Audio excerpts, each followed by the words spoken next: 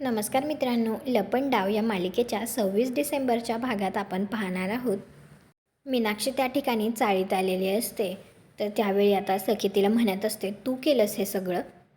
फक्त मला या चाळीतून बाहेर काढण्यासाठी तू इतक्या लहान मुलांना, तू यांच्या जीवाशी खेळलीस?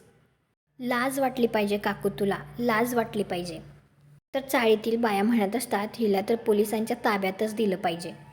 आणि त्या सगळ्या बाया मिळून मीनाक्षीला धरतात आणि तिला धक्के देतच बाहेर काढत असतात. त्यावेळी आता कान्हा स्वतःशीच म्हणत असतो, तुम्ही माझ्या चाळीतल्या मुलांच्या जीवावर उठलात सरकार.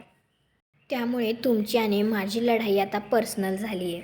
दुसरीकडे इकडे घरी सखीचा काका सरकार पुढे बसलेले असताना ताटातील काहीतरी फुंक मारून उडवतो आणि ते तिच्या डोळ्यात जातं. त्यावेळी ती असा डोळा तिचा फडफड करत असतो. तर तिचे ते लेन्स जे असतात ते दिसत असतात, परंतु ते दिसू नये म्हणून सरकारने आता तिचा डोळा झाकून ठेवलेला असतो. परंतु काकाला तर तिची सच्चाई थोडीशी कळालेली असते, त्यामुळेच त्याने हे सगळं मुद्दाम केलेलं असतं. परंतु सरकार तिचा डोळा बंदच करून ठेवते. तर तुम्हाला हा भाग कसा वाटला ते कॉमेंट करून नक्की सांगा. व्हिडिओला लाईक करा, आपल्या मराठी मालिका चॅनलला सबस्क्राईब करा. भेटू पुढील भागात.